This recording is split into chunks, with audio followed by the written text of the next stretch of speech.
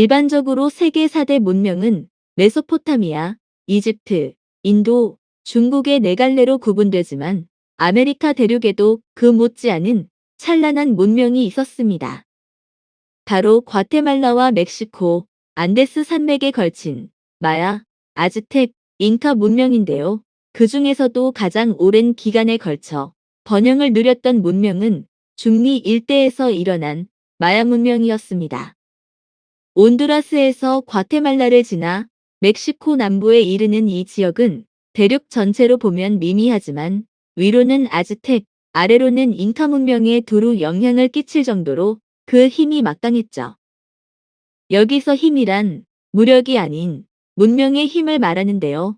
그 대표적인 예로 마야인들은 현대과학과 비교해도 전혀 뒤지지 않는 천문학과 역법을 사용했습니다.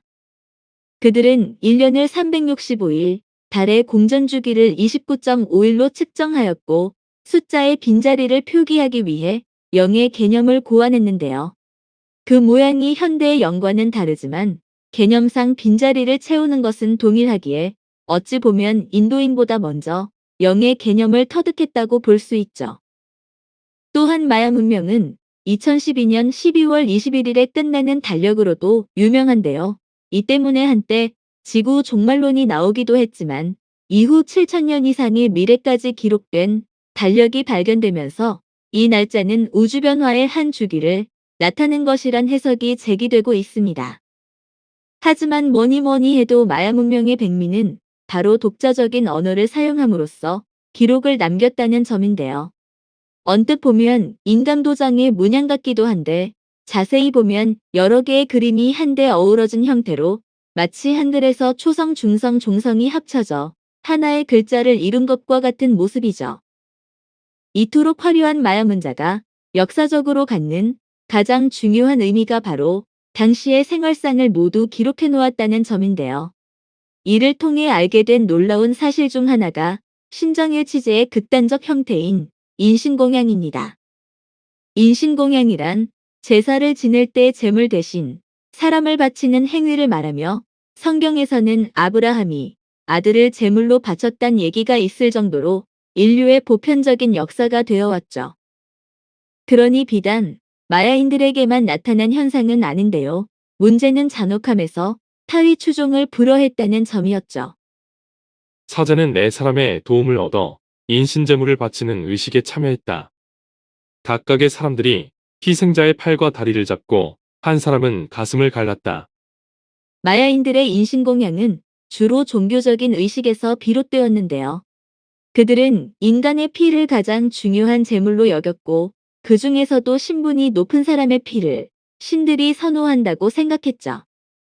그래서 부족 간의 전쟁이 일어나면 패배한 족장의 배를 갈라 심장을 제물로 바쳤으며 신분이 낮은 평민들은 피를 흘릴 가치가 없다고 판단해 노예로 부려먹었습니다.